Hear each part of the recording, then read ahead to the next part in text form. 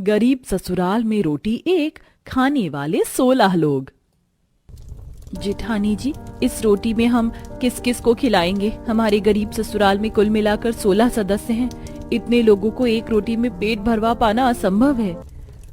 अनीता, हम दोनों इस परिवार की गृहिणी हैं। पहले हमें अपने मन में संतोष रखना होगा, पर मैं तुम्हारी बात से सहमत हूँ। पुराने से खांचे वाले मकान में गरीब शंकर प्रसाद का पूरा परिवार, दोनों बेटा बेटी, पोते पोती, बुजुर्ग दादिया सास और बेटी, सब खाने की प्रतीक्षा में बैठे। रसोड़ी में मिट्टी के चूल्हे से चिमनी की तरह धुआं धुआं मचा हुआ है। तवे पर केवल एक ही रोटी बन रही है। अनीता बहू, सुरेखा बहू, जल्दी से खाना परोस तो सब जने खाने की प्रतीक्षा में बैठे हैं। बच्चे भूखे सो जाएंगे तब खाना लगाओगी क्या? जी बस लाई माँ जी। झिझक के साथ सुरेखा थाली में एक रोटी और नमक परोसती है। पूरा परिवार असंतोष के भाव से एक दूसरे की सूरत देखने लगते हैं। तभी डबडबाई आंखों से शंकर प्रसाद कहते हैं, अरे बहुआ जाओ, ये रोटी अम्मा को दे दो, वो खा लेंगे। ये लो अम्मा, तुम खा लो, मेरा पेट भरा हुआ है। ससुर शंकर प्रसाद अपने आगे पड़ोसी थाली बुजुर्ग दादी सास की तरफ खिसका देते हैं। नहीं नहीं, ये रोटी मैं नहीं खा सकती। राकेश और मनोज सारा दिन कड़ी मेहनत करके आए हैं, उन्हें ज्यादा भूख लगी होगी। मुझ बुढ़िया का क्या है, आज सांस चल रही है, कल मेरा शरीर मिट्टी हो जाना है। लेकिन इन दोनों के आगे सारा जीवन पड़ा है, ऊपर से मेहनत भी करनी है। शरीर में ढंग से खाएंगे पिएंगे नहीं तो कैसे मेहनत मजदूरी करेंगे। राकेश, मनोज, लो ये रोटी तुम खा लो। वो क्या है ना, मैंने तो दोपहर में जो रोटी खाई थी अभी तक वही हजम नहीं हुआ, पेट भरा सा लग रहा है। फिर बूढ़ी दादी सास दोनों के आगे रोटी बढ़ा देती है। दोनों के चेहरे पर भूख तो साफ झलक रही थी। तभी 3 बच्चे सोनाली, नेहा और नंदू थाली की उस एक रोटी को कई टुकड़ों में बांट देते हैं। चलिए दादाजी, दादी माँ, बड़ी दादी, पिताजी, चाचा, बुआ, मम्मी, ताई जी, देखिए मैंने इस एक रोटी को कितनी सारी रोटी बना दी है। चलिए सब लोग खा लीजिए, इसमें हम सबका पेट भर जाएगा। हमें पता है हम गरीब है ना, इसलिए हमारे घर में एक रोटी बनी है, इसी में हम सब मिलजुल कर खा लेंगे।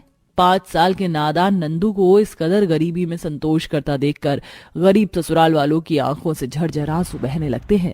सब आंखों से एक एक निवाला उठाकर नमक से खाते हैं। मगर सवाल ये था कि इस परिवार के आगे ऐसी गरीब परिस्थितियां कैसे पैदा हो गई जो 16 लोगों को केवल एक ही रोटी में खाना पड़ रहा है। चलिए देखते हैं। वाह, आज तो दोनों बहू ने बड़ी स्वादिष्ट लौकी की तरकारी बनाई है। मैं तो 5 रोटी खा गया। अरे शंकर बेटा, एक रोटी और ले ले। अरे ओ बड़ी की बहुरिया, अपने ससुर के लिए तवे की एक गर्मा गर्म रोटी तो ले आ। जी लाई दादी जी। सुरेखा दीदी, सबके हिस्से में गिनकर 2 रोटी बच गई हैं। ससुर जी को एक रोटी दे दूंगी तो रोटी कम पड़ जाएगी।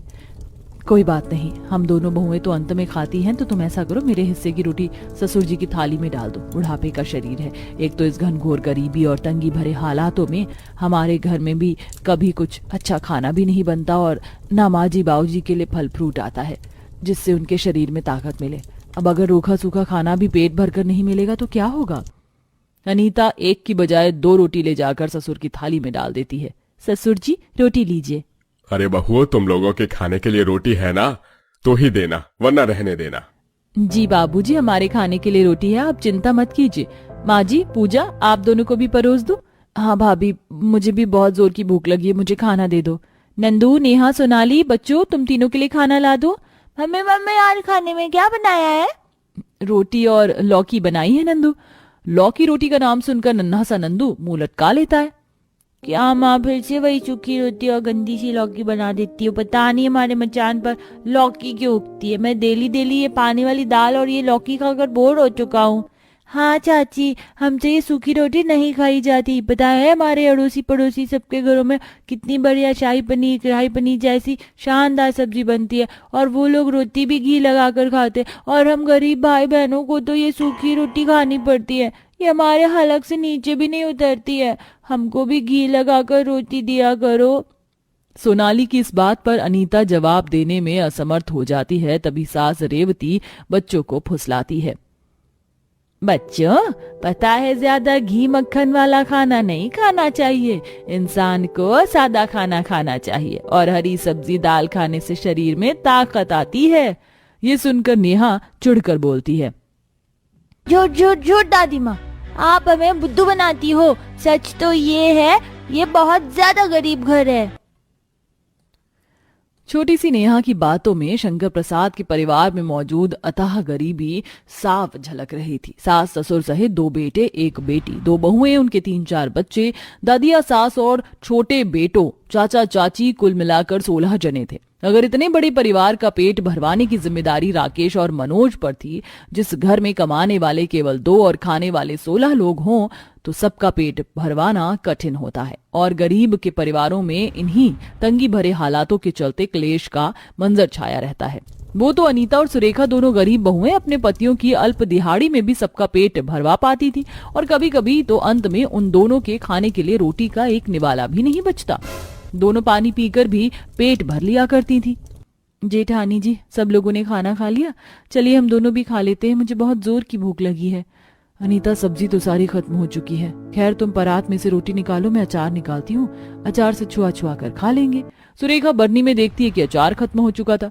मजबूरी में वह बरनी में लगा मसाला निकालती है, पर अनीता देखती है कि परात में केवल एक पापड़ जितनी पतली रोटी है, जिसे देखकर वो मुंह सुखा लेती है। हे भगवान, आज भी हम दोनों गरीब बहू को केवल एक ही रोटी नसीब हुई है। हमारे भाग्य में तो जैसे रोजाना आधा पेट खाना लिखा रहता है। पता नहीं हमारे ससुराल में इतनी घनघोर गरीबी क्यों है।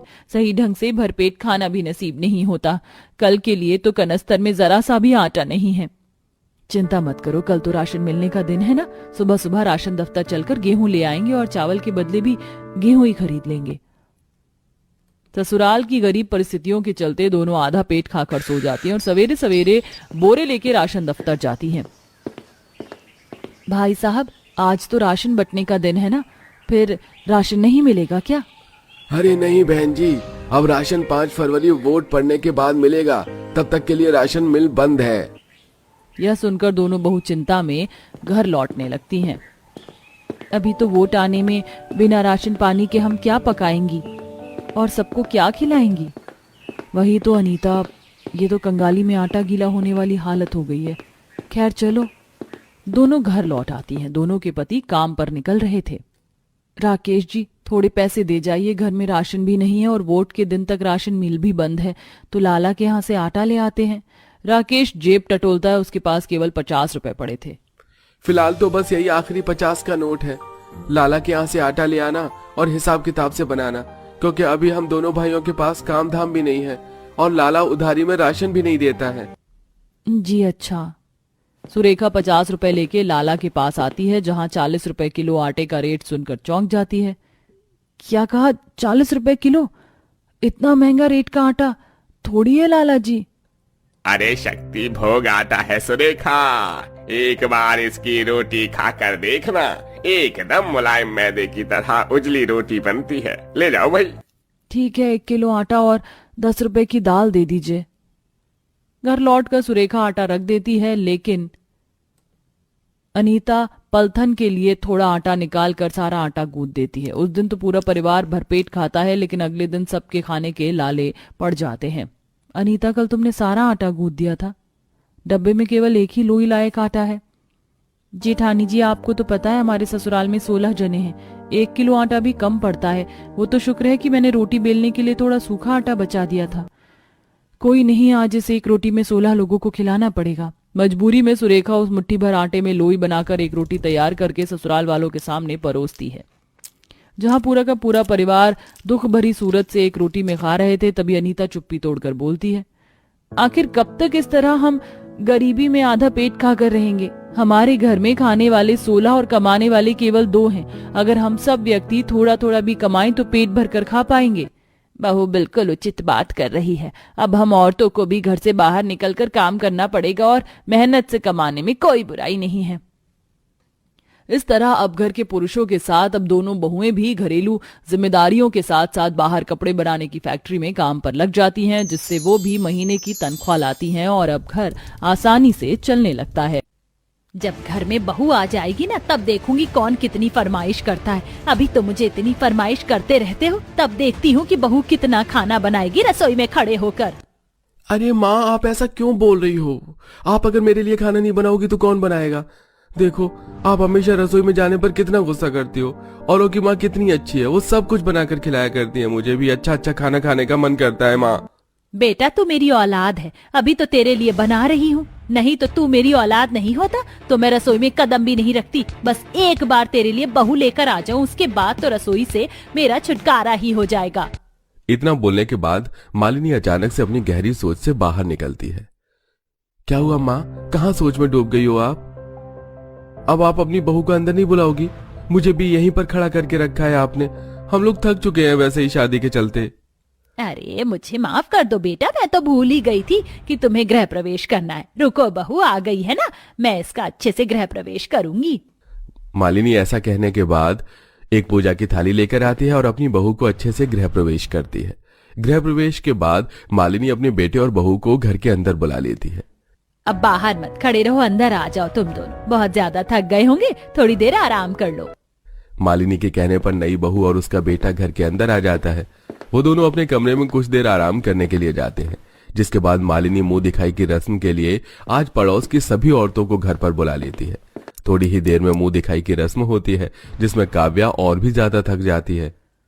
अब तो मुझे और भी ज्यादा थकान हो रही है, बस मन कर रहा है कि आराम से अपने कमरे में जाकर सो जाऊं, लेकिन अभी तो मेरी पहली रसोई की रस्म भी होनी बाकी है। आज तो पड़ोस की सारी औरतें घर पर आई हुई हैं, अभी अपनी बहू की पहली रसोई की रस्म करवा देती हूँ, सभी को पता चल जाएगा कि मेरी बहू कैसा खाना बनाती है। मालिनी ऐसा कहने के बाद अपनी बहू से पहली रसोई की रस्म के लिए बोलती है। चलो बहू, मैं तुम्हें तुम्हारी रसोई दिखा देती हूँ। वहाँ तुम्हें आज अपनी पहली रसोई की रस्म भी करनी है। ये काम आज निपट जाए तो अच्छा ही हो जाएगा। वैसे भी मोहल्ले की सभी औरतें आई हुई हैं, तुम्हारे हाथों का बढ़िया बढ़िया खाना भी चख लेंगी। मालिनी के ऐसा कहने पर काव्या रसोई में उसके साथ आ जाती है। मालिनी उसे रसोई के बारे में सब कुछ समझा देती है, जिसके बाद वो रसोई से बाहर आ जाती है। लेकिन अब काव्या को रसोई के अंदर बहुत बड़े बड़े बर्तन दिखाई देते हैं, जिन्हें देखकर वो हैरान हो जाती है। अरे ये क्या, इतना बड़ा पतीला और इतनी बड़ी कढ़ाई, इतने बड़े बर्तनों में यहाँ खाना बनता है? मुझे तो यकीन नहीं हो रहा, ये खाना घर वालों के लिए बनाना है या फिर 2-4 गांव वालों के लिए बनाना है। काव्या को अब समझ नहीं आ रहा था। वो अब बड़े बर्तनों में ही खाना बनाना शुरू कर देती है। जिस तरह बड़े बर्तन दिखने में बड़े थे, उसी तरह उन्हें संभालना भी बहुत मुश्किल था। अब वो बर्तनों में खाना तो बना लेती है और मूंग की दाल का हलवा भी तैयार कर लेती है। सब कुछ बनने के बाद सभी को परोस कर देती है और सब खाने की बहुत तारीफ करते हैं। अरे मालिनी बहन, तुम तो बहुत अच्छी बहू लेकर आई, तुम्हारी बहू के हाथों में तो बहुत स्वाद है। देखो कितना स्वादिष्ट खाना बनाया। हमारे घर की बहू के बारे में तो मैं क्या ही कहूँ, कुछ भी नहीं अच्छा बना कर देती, सारा खाना बिगाड़ देती है। हाँ हाँ संगीता भाभी बिल्कुल सही कह रही है मालिनी आंटी, भाभी ने खाना तो बहुत स्वादिष्ट बनाया है, सच में मजा ही आ गया। ये सुनकर मालिनी भी बहुत खुश होती है कि उसकी बहू बहुत स्वादिष्ट खाना बनाकर दे रही है और उसकी बहू के चलते आज उसका नाम ऊंचा हो गया है। जैसा मैंने सोचा था बिल्कुल वैसी बहू आई है मेरे घर में तो। भगवान, आज तो मेरा दिल गार्डन गार्डन हो गया है। इस तरह अब रोजाना मालिनी अपनी पड़ोस की सहेलियों को घर पर ले आती और उनके लिए घर पर खाना बनवाती है। मालिनी तुम्हारी बहू बहुत स्वादिष्ट खाना बनाती है, एक काम करो आज तो मेरा खाना भी अपने घर पर ही बनवा लो। अरे बहन कैसी बात करती हो, क्यों नहीं, आज का तुम्हारा खाना हमारे घर पर ही बनेगा। बहू सुनती हो क्या, आज अपनी आंटी संतोषी का भी खाना बना लेना घर पर ही, उन्हें भी यहीं पर खाना है तुम्हारे हाथों का स्वादिष्ट खाना। कमरे में बैठी हुई आराम कर रही काव्या जब ये सुनती है तो उसे बहुत गुस्सा आता है और वो अपने आप से कहती है, माँ जी को जरा भी मेरी हालत के बारे में दिखाई नहीं देता। नई नवेली बहू हूँ, मुझे इस तरह परेशान करना अच्छा तो नहीं है। अरे रोजाना ही किसी ना किसी को घर पर पकड़ कर ले आती है। रसोई नहीं हो गई, रसोई बावर्ची खाना बन गया। रसोई में इतने बड़े बड़े बर्तनों के अंदर मुझे इतना खाना बनाना पड़ता है, आधे मोहल्ले का। काव्या परेशान थी क्योंकि अब रोज ही उसे आस पड़ोस के लोगों के लिए भी खाना बनाना पड़ रहा था। ऊपर से उसे खाना बनाने के बाद बड़े बड़े बर्तन भी धोने पड़ते थे, जिसे धोने में उसकी बहुत मेहनत लगती थी। हे भगवान, मेरे तो हाथ बहुत दर्द कर रहे हैं, पूरे हाथ पकड़ने को हो रहे हैं। एक तो इतने बड़े बड़े बावर्ची खाने जैसे बर्तन और ऊपर से रोजाना इतने लोगों के लिए मुझे खाना बनाना पड़ता है। रसोई नहीं हो गई, बावर्ची खाना हो गया है। पता नहीं कब तक मुझे ये बावर्चियों के लिए खाना बनाना पड़ेगा। काव्या इतने बड़े सारे बर्तन दो दो कर जब वापस अपने कमरे में जा रही होती है तो रात के समय फूफा जी घर पर आ जाते हैं। अरे मालिनी बहन, कैसी हो? अरे भाई साहब, आप अच्छा हुआ आप आ गए। आप मेरे बेटे की शादी में तो आए नहीं थे। ऐसा भी कौन सा काम पड़ गया था जो नहीं आए थे? क्या बताऊं, अब आपको मेरे बेटे का एक्सीडेंट हो गया था, बस उसी के चलते नहीं आ पाया। लेकिन रिश्तेदारों से सुनने को मिला है कि नई बहू बहुत बढ़िया खाना बनाती है। अरे रिश्तेदारों ने बिल्कुल सही बोला है, हमारी बहू तो सच में बहुत अच्छा खाना बनाती है। आज की रात आप खाना खाकर देखना, बहुत मजा आएगा आपको। इतना बढ़िया बढ़िया खाना खाकर। हमारी बहू के हाथों का स्वाद ही इतना अच्छा है। अरे बहू, तुम्हारे फूफा जी आए हैं, पहले तो उनके लिए नाश्ता बना दो और उसके बाद उनके लिए अच्छा सा खाना बना देना। मालिनी ऐसा कहकर आए मेहमान से बात कर रही होती है और इधर बेचारी काव्या सारे बर्तन धोने के बाद दोबारा से खाना बनाने रसोई में आ जाती है। अब उसे बहुत ही ज्यादा गुस्सा आता है क्योंकि वो पहले ही बहुत ज्यादा थकी हुई थी।